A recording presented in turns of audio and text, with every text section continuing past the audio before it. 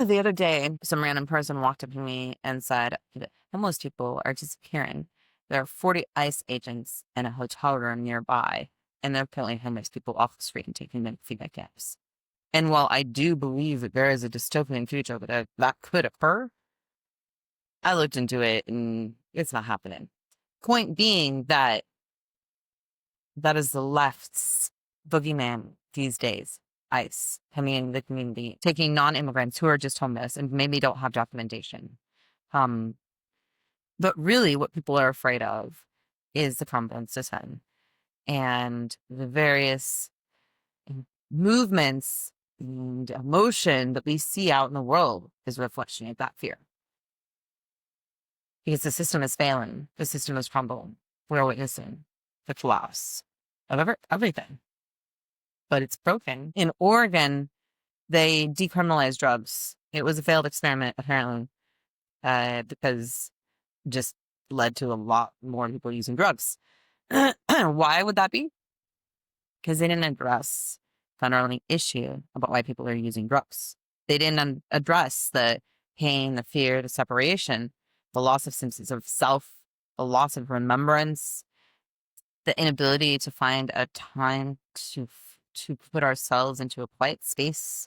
All of these things lead to addiction. And you have to unravel that issue before decriminalization will work. That's why in Denmark it worked, because people were given a good quality of life. Until you can provide that to everyone, you're going to have people using drugs to escape from the freaking pain of daily life and poverty. Poverty is painful. Poverty is violence. And I'm going to take you through it. We're going to talk about it from a personal perspective. We're going to talk about it based on what I've witnessed through my own life, what I've witnessed through my sister's life, and based on social theory. I'm going to help you to understand how you can make changes and stop weaponizing poverty and how you can start to become part of the solution. Okay. So I'm a college graduate, worked for years in corporate, but I've been homeless. I've even lived in transitional housing.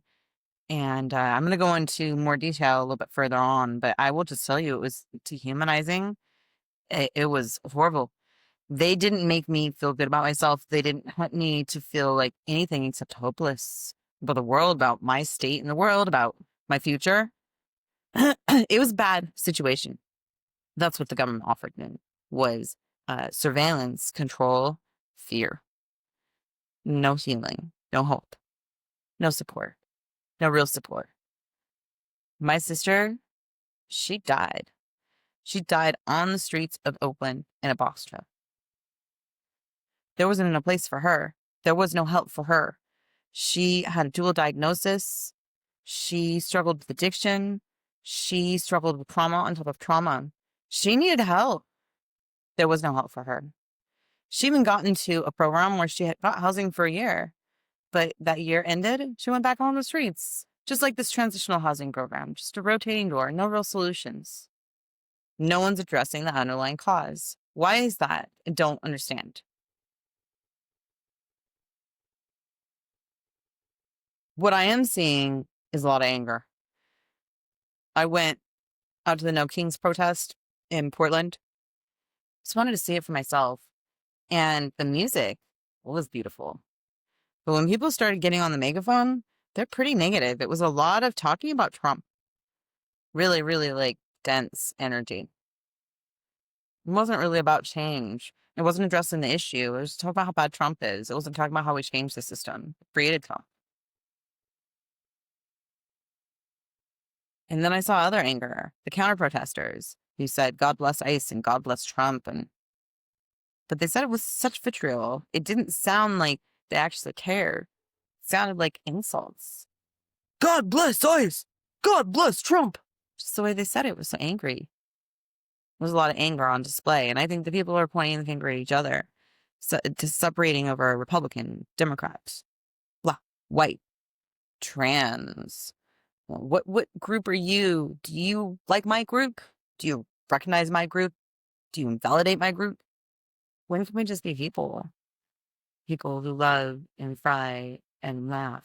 Just people. Anyways, The anger is being misguided. The true problem is a system that prioritizes profit over the health of children in our society. The fact that we allow our children to suffer so much trauma and pain by the time they even get to the age of 10 through our social institutions, the various mechanisms, we give them 84 shots, is it? Not to mention mind control of school, constantly telling them they're not good enough. What is that? Oh, spare the rod, spoil the child? I think it was. Our anger is being directed at one another when it needs to be directed at capitalism. I'm not saying that communism is the solution. I think humanism is the solution. A solution where we value the life of all living things is our number one value. That's the solution we need. Anything else is falling short. It's falling short of our divine alignment. It's falling short of what we came here to do, and we can do better. So really what we need to do is shift our frequency from control and fear-based to sovereignty. And I'm going to talk to you about how you can do that right here and now, just in your mind. And I'm going to talk to you about a vision where I want to help other people to manifest that and make their lives better. I'm going to end this inequality, this disgustingness that we do in the name of capitalism and false scarcity. It needs to end now. So my sister, she died. She died on the streets of Oakland. And I went back to California because I wanted to see where she died, talk to the people who were with her when she died, get some of her belongings, just feel her energy, have a memorial with her friends. And I remember getting off the plane and getting on BART, and it was so barren and desolate. There was no trees. Where are the trees? In Portland, there's zoning rules make it so you have to have trees. There's no trees in the Bay Area. It's so hard to see. Encampments everywhere and poverty everywhere. Just people kind of slogging through life. And then it was so difficult for us to even get onto BART, but we finally figured it out. And we sat down on the platform exhausted and kind of bedraggled from a long trip. And I broke out a loaf of bread and a bag of oranges. And there's a lady sitting next to us, and she was talking on the phone, and she was saying how hungry she was. And so I walked over and I shared my food with her, and we all ate together. And it was just this moment in time where my sister, who had just died, she was totally there because she was like showing me, like, this is what we need to do. When we have enough to share and someone's in need, we share it. We build family out of nowhere, out of strangers, out of the blue, through small acts of kindness. And if we all moved to making that our number one priority, the world would change. It would have to. The lady was surprised when I offered her food. We had a nice little chat. It was sweet and it was warm and it was caring. And it wasn't what she was used to. But it was what we need to be needing to go. Hindu frequency of sovereignty, frequency of love. I was really fortunate on my trip in California to have a wonderful place to stay in the hills. I'm in the East Bay. I'm really grateful to be able to stay there. But I will say that riding in the Uber deeper and deeper into the hills, the juxtaposition between what I saw in the flats and what I saw in the hills, it was just so sickening. So doesn't anyone want to scream? How is this okay? How do we let people live this way and then blame them?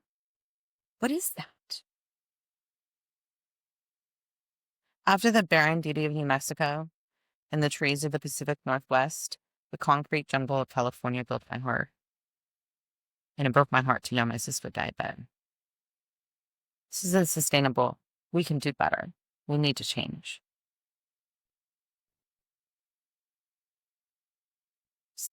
I'm the face of homelessness, and I'm a SNAP recipient. I remember I went to the hospital recently.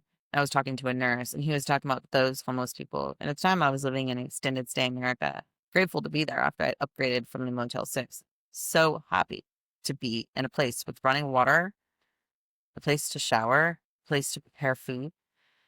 a place to clean my body, a place to go to the bathroom. You have no idea. And he was railing about those homeless people. And I just laughed, thinking to myself, he's talking about me and he doesn't even know it. He's telling me about these homeless people. Well, I'm a homeless person. So the homeless people come in many sizes, shapes. I graduated with high honors from Cal. I made 6 figures a year working in corporate for years. I paid a lot of money in taxes. But now I'm homeless. I have multiple organ failure. I'm not really quite sick enough yet to get SSDI, but I'm not really able to work. So I live off of $425 a month of welfare. When they cut my SNAP, they cut my income in half. It was a real hardship. And if I didn't have the support that I have here, my child would have suffered. He would have had food insecurity as part of his reality. We can talk about these lazy welfare mamas. I'm a lazy welfare mama. I'm sick. I'm working on healing, but the doctors are saying that there's a lot of things that need to happen. And well, it's not going to leave me exactly able to work. Say that I might need a new heart. They're talking about needing a new kidney, complications from my pregnancy, years of going underinsured. And here we are. Since I've been in Oregon in July, I went immediately to coordinated entry, got on the waiting list. I'm still on the waiting list for bed and shelter. I moved into housing, but this isn't my place. I'm grateful to be here, but shelters give you a pathway to your own housing, to sovereignty, to independence. There's no beds and shelters. There's no place for people to go. It's better in Portland than in other places, but there's still no beds. But I'm here to tell you, I've spent several years now being homeless, on and off in various shapes, forms, or fashions. And yet, I'm college educated and I've done lots of things right. So I've lived it. I've seen myths and perceptions from people, and I'd like to dispel them here with you today. We're sharing my stories and experiences. The first myth: I paid my taxes, therefore I have no responsibility for the pain and suffering I see in front of me. Well, you see, paying your taxes doesn't actually mean that someone's going to get services. I know that I myself am receiving services. You can kind of do the math with $425 a month. That doesn't even really cover transportation. Not if I own a car. I can use buses and walk, but what about housing? You think that comes even close to paying for a room? It doesn't. My mom, she was young and she got pregnant by a young man. And that young man was immature and unable to raise their daughter with her. So he cheated on her and left.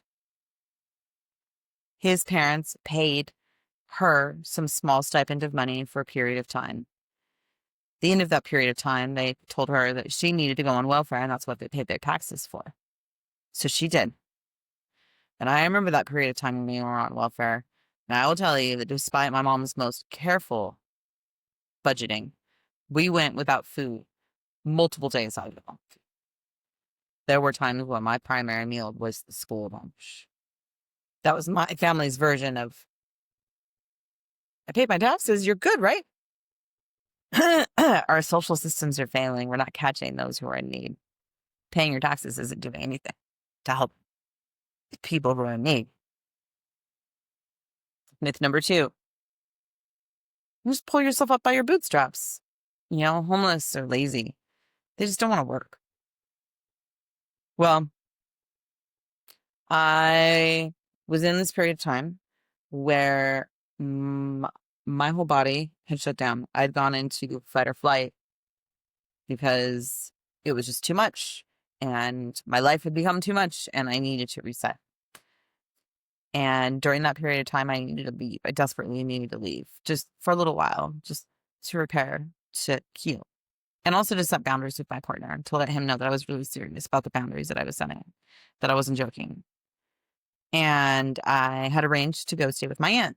But at the very last minute, she decided that she didn't have room for me. So I reached out to my dad and I said, please, I'm desperate. I don't know where I'm going to go. And he said that I would pull myself up by my bootstraps. This is right when I got diagnosed with stage 4 kidney disease, on top of being told that I might need a heart transplant. So I've got multiple organ failure. My dad's telling me, just pull yourself up by your bootstraps. So I will tell you that sometimes maybe you don't have the whole story about what someone's dealing with when you're judging them. Pulling yourself up by your bootstraps isn't always possible. It wasn't possible for my sister. She's now dead. And it may be possible for me at some point. I'm working on healing, but it's sure not an overnight solution. Myth 3. Homelessness is a choice. The Supreme Court ruled in 2024 that camping can be made illegal even if there's no alternate place to go. To me, this is ludicrous. You've basically criminalized homelessness, which is not something that someone wants to do. But now you're telling them that if they stay on the streets, they're going to go to jail? What is that? I want to define homelessness. Homelessness is if you lack fixed, by HUD standards, you lack fixed or adequate shelter. Okay, so fixed means, you have to be in the same place. And then adequate means typically, running water, clean running water, septic, a place to go to the bathroom, the ability to bathe, and the ability to prepare food. Okay? And if you don't have those things, then it's considered substandard housing and you're considered homeless. Okay. So when you look at that definition of homelessness, the reality is that I've been homeless since I moved to New Mexico in 2021. I didn't know I was moving into homelessness. I thought I was moving to a homestead. But because I was living off grid and I didn't have the money to jump through the proper hoops to make my address official, I was a non-citizen. I wasn't able to register to vote. I wasn't able to receive SNAP benefits. And several food banks even turned me away due to my lack of address. In fact, when I wanted to get my driver's license, I was told by the MTD that I needed to sign a fake lease with a fake person and submit it to them in order to get my driver's license. So homelessness varies depending on the state's policies. In New Mexico, I was homeless even though I was in a fixed and adequate shelter. Then when I moved to Washington, I moved to some place that was far less adequate. Didn't necessarily have the same infrastructure that I had in New Mexico, but it was a sea level, so I thought it would be better for my heart condition. But then I moved there, I didn't have a lease. And guess what? Once again, I experienced non-citizen status. The grumpy lady at the post office told me that I wasn't going to be able to get a post office box, that I wasn't allowed to get mail unless I had a lease. But I was living there for free. How would I have a lease? So after a great deal of time struggling with the situation, I finally figured out that I could register to vote, use that loophole to register with the systems, and finally got into social services. But then my eyes were open when I moved to Oregon. And you know what I discovered? I discovered that you could sign up for social services without a mailing address at all. In fact, you could even have them send you notifications on email. Like, maybe it's okay if you don't have a physical address. Like, maybe you don't need to jump through hoops just because you're homeless. It just goes to show that homelessness is a variety of different definitions, and your rights can be taken away in various ways depending on policies. And the people who are homeless are invisible to you. You don't understand the challenges that they're dealing with on a day-to-day basis. But a lot of times it's not a choice, and sometimes you don't even realize it. It just seems right up on you. The system is built to harm. But with bureaucracy, no single person is responsible. What that does is that takes away blame. I witnessed that when I moved into a transitional housing shelter. I got into a 6-month program. It was funded by Medicare through WellPoint. It was intended to help stabilize me and my health issues if I had a child, and help me to transition to long-term housing. But once I moved in, the person who was managing the transitional housing facility was incredibly lazy, didn't really provide a lot of support with obtaining housing. They gave me a small number of applications to fill out, and that was about it. And after a period of time, I started to worry because I knew that after 6 months, we weren't going to have housing anymore, and we needed to find a place to go. And I went and did a little bit digging, and I realized that program was funded through this specific program and that her role had a job description. So I found the job description and it said that her job was to help to place us into housing. And so I sent her that job description. I asked her what on that job description she was doing. Of course, she was unable to answer that question. But what she did do is she then gave me a voucher. She said, here, take this voucher. You can go and find a landlord. 2 years will pay your rent. But you see, I don't have rental history. I paid my mortgages for 15 years. I paid them off. And then I owned, and I didn't pay rent. I didn't have a lease. And then, so I don't have rental history, but I do have a credit report with a bad credit score, but still shows I paid all my mortgages off. But suffice to say, no landlords want a low-income housing person who doesn't have rental history. They don't care if you paid off your mortgages. They don't care if it's on your credit report, and you can prove it to them. They still won't rent to you. So I was given a housing voucher. I was given the offer for someone to pay for my housing for 2 years, and I was declined time and time again because I couldn't find someone in that county who would take the voucher because of my lack of rental history. When I was at the transitional housing, something that was meant to help ended up harming. They had curfews. They told us when we could do laundry, how many possessions we could have in our house, how many toys Robert could have. They applied the rules inconsistently. They had cameras everywhere. They left passive-aggressive notes inside and outside the unit. They were constantly on us, and they treated us like prisoners, like we were doing something wrong and we hadn't done anything. And I think about that experience where I ended up leaving without being placed into housing. I actually went back into inadequate housing to get out of that situation. It was so toxic and horrible. It was so anxiety-provoking. They were not respecting my sovereignty in any shape, form, or fashion. And that was supposed to help me? Didn't help me. Made me want to go back on the streets. Made me want to make a new solution. I couldn't believe this. More recently, I was at an extended stay America. I was lucky enough at this point in time to have a private party who paid for my room. But it felt similar to the transitional housing because it was transitional housing. It was during a period of time until I could move into long-term housing. And it was such a juxtaposition because it was so similar energetically, but I was treated with so much more respect. No one treated me like I did anything wrong. There weren't inconsistent rules applied. There were some minor issues, sure. But overall, it was way less dehumanizing. And I just have to say, the help that they provided in Mount Vernon, it wasn't help. It was harm. We need to learn how to treat people who are poor better. We need to do better. It doesn't have to be in this way. Our systems need to improve. These systems are broken. So the reality is that what I just said is wrong. System isn't broken. You know why? This is intentional. This is by design. Now I'm going to bring you through some social theory. It's going to help to illustrate that for you. So first of all, you have bell hooks. And go look this person up. Very smart social theorist. Talks about the concept of the other. We see it everywhere in our society.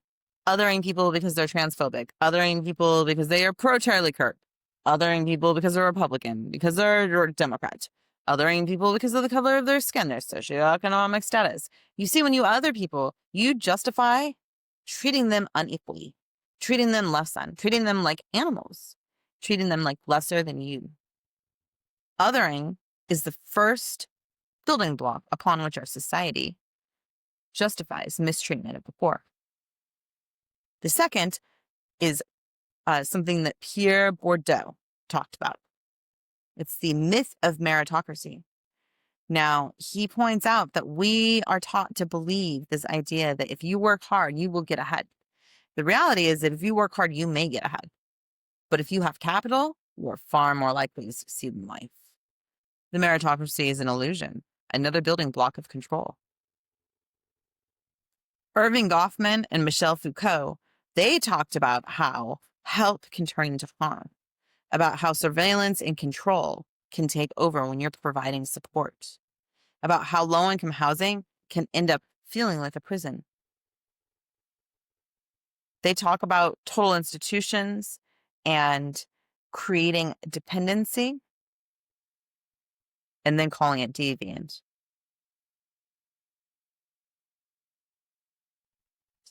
The last, the most recent social theorist that I want to talk about is Johann Balting.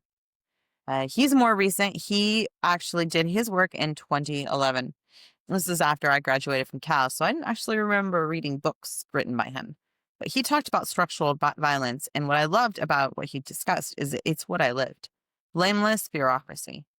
And the idea is that when you're interacting with bureaucracy, like the transitional housing that I was in, or when you're dealing with, say, OHS, you're dealing with someone who's a cog in the wheel, and they say, I'm blameless. There's nothing I can do. I'm just doing this. They're not looking at the bigger picture and seeing how their choice is potentially hurting people in their lives. They're not taking responsibility for that. And that's the beauty of bureaucracy. If we're trying to create a system that harms without accountability, bureaucracy is the best way to do it. That's how the machine stays innocent, by turning cruelty into compliance. Hooks showed us, but we looked away.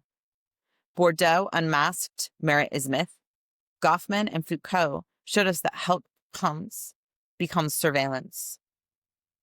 Galting named the quiet blameless, and violence holds it all together. Structural violence, institutional violence. Violence is so pervasive you don't even see it. Violence is all about coercive control and gaslighting. Poverty is not the problem. The problem is how we treat people who are in poverty. In the realm of victim consciousness, you must have someone who's less than so that someone else can be more. That creates an illusion of separation. That illusion of separation is how we justify going through this world hurting others. That illusion of separation needs to end here and now. We need to start to take accountability for our lives. This is the age of Aquarius. The truth is going to come out as we start to realize these power structures aren't about helping, they're about harming. We'll realize that we need to create alternate systems, alternate solutions. We need to burn them down from the inside. This isn't about revolution. This is about starting something entirely new, starting over, starting from scratch. Othering, meritocracy, surveillance, and bureaucracy. These are all material reflections of the internal separation that is created by false scarcity. The best way is to move away from false scarcity to shared abundance.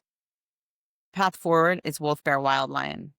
My now late sister had a vision. Wolf, bear, wild, lion was her way of offering people support within the system. She helped people to get services within the existing system. But you see, I don't think that the system is sustainable. I don't want to help people get help within the system. We need a new system, and we're here to build it now. We need a new vision, and that new vision starts with her death. That starts today with Wolf, Bear, Wild, Lion. This isn't rehab. This is a shelter and a place of healing. This is a vision and a blueprint that I'm sharing with you today. The first portion of this project is an alternate form of transitional housing. 6 months. 6 months is how long you need to stop requiring the drug to make yourself feel normal. 6 months is what your brain needs to go back to normal dopamine production, to normal production of the different various hormones to help you feel normal, even if you're sober. 6 months. That's how long you need to heal. Not 3 months, not 1 week. 6 months. During that 6-month period of time, anyone who comes to us, whether they're addicted or not, their job is not to search for a job. They do not need to go and apply for housing. Their only priority is their own healing. The boring, quiet stillness of healing, multimodality healing, breathwork, meditation, somatic healing, nature, the healing of routine, chores, working in the garden, preparing food, community, daily opportunity, breath, transition, unity. We're going to teach people how to maintain their nervous systems. We're going to teach people how to change the rhythm of life. Stillness, so that they can see the truth. The goal is safety, to return people to their natural state of calm, peace, and quiet, which will then enable them to embody their true self and to step into who they truly are. The long-term community addresses the underlying cause of addiction, which is separation and pain. What it does is it creates a community by its structure, creates accountability, and it asks only one thing when you transition out of the transitional housing. at the end of that 6-month period, that you commit, that you do not allow anything external to you to have control over you. That is the primary commitment you need to transition to the long-term community. And the first thing that you'll do is 3D print your house. That's right. There's going to be 3D printed pods. We're going to have a communal structure where you have a shared kitchen, shared bathhouse, and that infrastructure will then scale. And then every individual unit will be 3D printed out of the dirt. That's right there. We'll build these small, beautiful spiral structures made out of earth, integrated into nature, built around communal halls where people can break bread together and help one another, taking away the isolation and the pain and separation of our society and creating community and unity and love and family. That's how we heal. That's how we stop addiction. Long term, you have a society with no money, where all are welcome. The only income is external to work within the existing system while we watch it slowly collapse from the outside. Everyone has value. The wolf is for loyalty, the bear is for strength, wild is for freedom, and lion is for courage. This is a sovereignty template. The Gnostics often say that we came here with what some call resonance memory. It's a memory about who you were and who you truly are and what you came here to do. If what I'm saying here today resonates with you, then you know that what I'm saying is true. And you know that there are things that you can do.